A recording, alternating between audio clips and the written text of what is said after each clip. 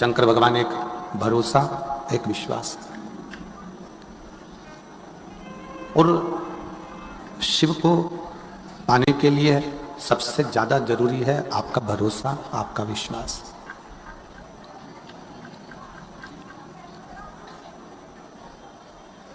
तैतीस कोटि देवी देवता में अगर सबसे जल्दी राजी होने वाले देव हैं तो देवाधिदेव महादेव स्वयं शिव। और इसका प्रमाण स्वयं गुरु नानक देव जी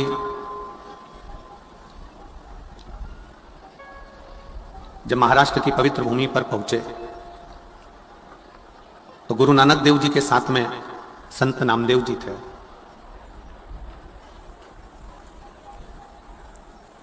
ओंडा नागनाथ में गुरु नानक देव जी भी बैठ गए और संत नामदेव जी भी बैठ गए।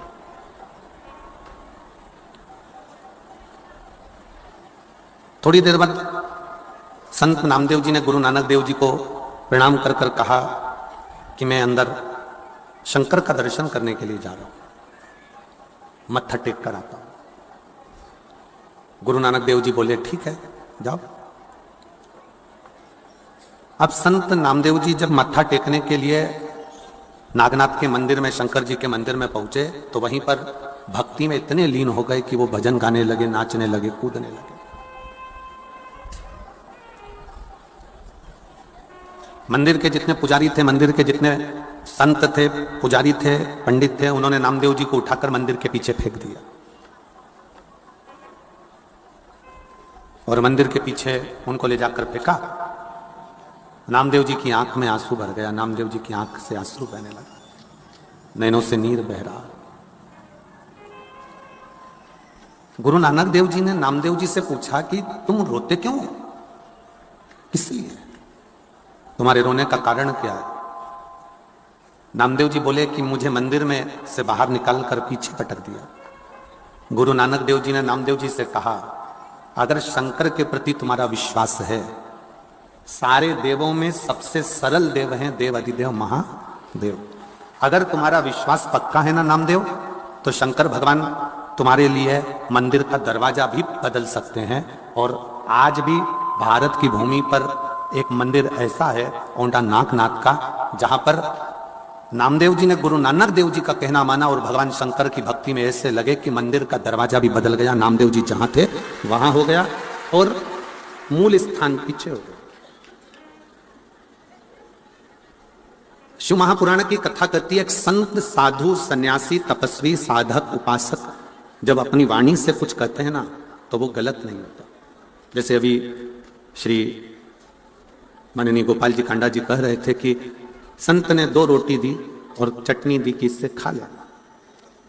अब समझने वाला समझ जाता कि वो 2 रोटी नहीं 2 बालक ही एक संत ने गोदी में डाल दिए हैं कि ये 2 गोदी में बालक आ गए।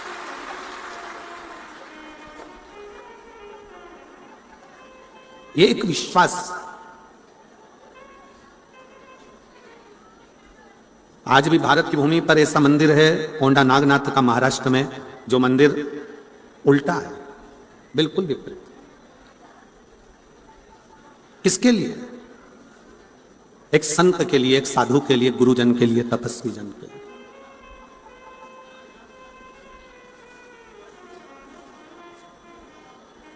एक साधक के लिए, एक उपासक के लिए और आपके विश्वास के लिए। जब आपका भरोसा, जब आपका विश्वास दृढ़ होता है, जब आपका भरोसा भगवान के प्रति दृढ़ होता है तो भगवान को मिलने में देरी नहीं लगती है, वो मिलता है। अब कोई कहे कि हम तो इतने दिन से जल चढ़ा रहे हैं, या इतने दिन से भजन कर रहे हैं, या इतने दिन से पूजन कर रहे हैं, या इतने दिन से आराधना कर रहे हैं, अर्चना कर रहे हैं, पर वो आने में इतनी देरी क्यों कर देता है?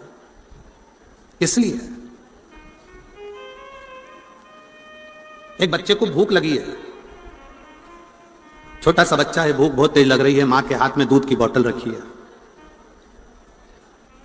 बच्चे को दूध नहीं पिला रही है, बच्चा रो रहा है, बिलख रहा है, बहुत रो रहा है, तो भी मां उस बच्चे को दूध नहीं पिला रही। पास में बैठी हुई एक महिला ने कहा तुम्हारा बच्चा बिलख बिलख के रो रहा है, तुम इसको दूध क्यों नहीं पिला देते, तुम इसको दूध पिला दो। तुम्हारे हाथ में ये बोतल में दूध रखा हुआ है और तुम पिला नहीं रही हो। पूरी ट्रेन में जितने लोग सफर कर रहे थे उन्होंने कहा कि इस बच्चे को दूध पिला दो, तुम्हारे बोतल में रखा हुआ है, पर मां अपने बच्चे को दूध नहीं पिला रही, बच्चा बिलक बिलक कर रो रहा। क्यों? उस मां से पूछा गया कि तुम अपने बच्चे को दूध क्यों नहीं पिला रही हो? तब मां ने कहा यह दूध बहुत गर्म है, अगर मैं अपने बच्चे को पिलाऊंगी तो उसका मुख जल जाएगा, इसलिए मैं उसको दूध नहीं पिला रही, इसलिए मैं उसको दूध नहीं पिला रही, ये बहुत गर्म है। दूध ठंडा हुआ, मां ने दूध बच्चे को दिया, बच्चे ने पिया, बच्चा दूध को पी लिया। दूध ठंडा कर कर मां अपने बच्चे को देती है। आपने अभी की अभी मांगा कि भगवान मुझे ये दे दो, भगवान मुझे वो दे दो, भगवान मुझे ये दे दो, और भगवान के देने में अगर देरी हो रही है तो भगवान को धन्यवाद देना कि तू मेरा बाप है, तू अच्छे से जानता है कि मेरे लिए क्या अच्छा होगा और क्या बुरा होगा, मेरे लिए क्या श्रेष्ठ है और क्या श्रेष्ठ नहीं है, ये आप जानते हो, आप पहचानते हो सकता है कि भगवान कुछ देना चाहता हो, देते देते हाथ को रोक लेता हो, समझ लेना कि कुछ उसमें विद्वत्ता हो, कुछ उसमें श्रेष्ठता हो, और देगा जो तुम्हारे लिए श्रेष्ठ है वो देगा, उसकी श्रेष्ठता होगी।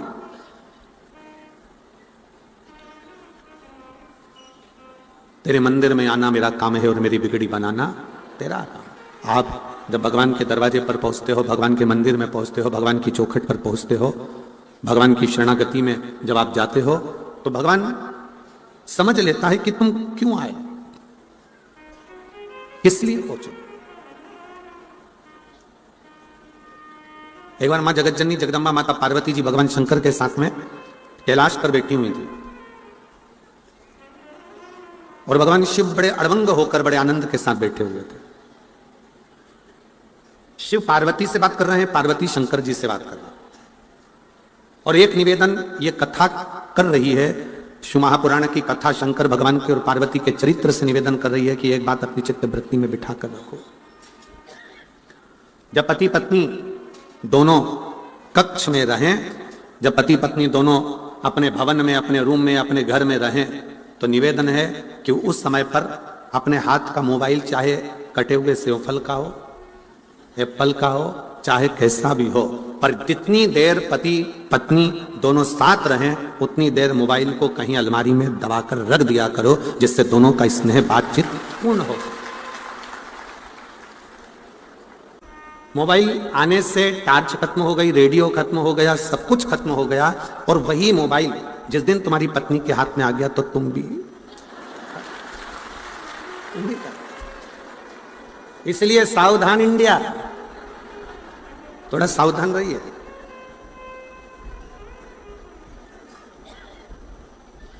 शंकर पार्वती जी का चरित्र कराए, भगवान शिव और पार्वती जी का संवाद कराए। शंकर पार्वती जी जितनी देर साथ में बैठते हैं उतनी देर व्यर्थ की बातों को छोड़कर अपनी स्वयं की बातों का स्मरण करते हैं, स्वयं की बातों।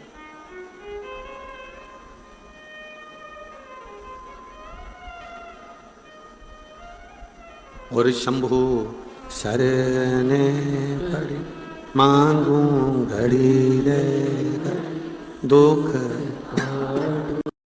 दया करी न दर्शन। ओ शंभु शरणे पड़ी मांगू घड़ी रे घड़ी दुख काटो दया करी न दर्शन। मोबाइल को थोड़ा सा, जब पति पत्नी दोनों साथ रहें, दोनों रहें संग में, तो मोबाइल को थोड़ा दूर कर दीजिए। शिव जी और पार्वती माता, जगतजननी जगदम्बा और शंकर दोनों बैठे हैं, दोनों, और दोनों अपनी अपनी बातें कर रहे हैं। जैसे कल एक कथा शुरू में प्रारंभ हुई थी उत्तानपाद की। उत्तानपाद की दो पत्नियां सुनीति और सुरुचि का प्रसंग आया था।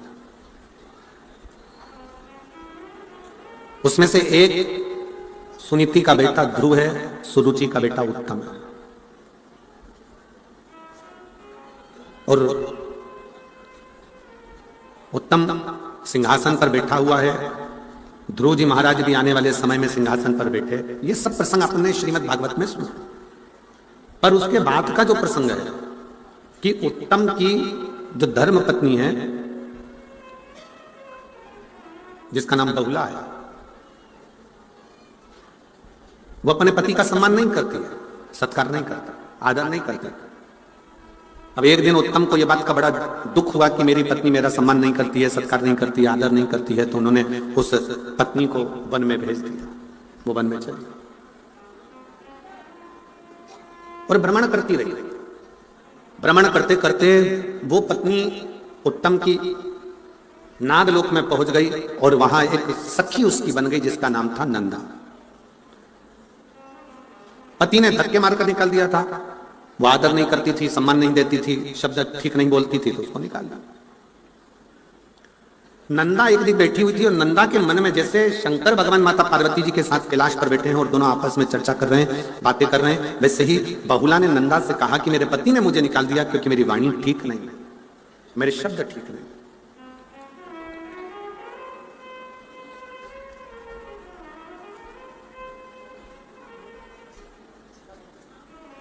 बहुला कहती है कि मैं कैसे अपने पति के पास वापिस पहुंच सकती हूं, कैसे? अभी एक कथा के प्रसंग में आपको कहा कि पति पत्नी जब भी रहें साथ में तो मोबाइल को उठाकर किसी अलमारी में कोने में पटक जाए। मैसेज करने वाले ने मैसेज करा है तो वो बाद में देख लेना। जब पति दुकान जाए, ऑफिस जाए या कहीं कोई काम में है तो आप अपना मोबाइल खोलो, देख लो, मना नहीं है, मैसेज तो कहीं जाने वाला नहीं। आप सबको मालूम है लड़की और लड़के की जब शादी होती है तो सबसे ज्यादा जेवर माँ बाप अपनी बेटी को देते हैं और सबसे ज्यादा जेवर सास ससुर अपनी बहू को देते हैं। मालूम है कि नहीं मालूम है? जम के तो बोलो जरा। सास ससुर ने और माँ बाप ने सबसे ज्यादा जेवर सास ससुर बहू को दे रहे हैं और माँ बाप भी अपनी लड़की को दे रहे हैं। लड़के को क्या देंगे? ज्यादा से ज्यादा एक ब्रेसलेट दे देंगे, चेन दे देंगे, अंगूठी दे देंगे, थोड़ा बहुत पहनने का सामान। लड़की को हार भी दिया है, लौंग भी दिया है, नाक की बेंदा भी दिया है, पायल भी दी है, करदोनी भी दी है और माँ बाप ने भी दिया और सास ससुर ने भी दिया। कभी आपको मालूम है क्यों दिया जाए? किस लिए दिया? क्या कारण है?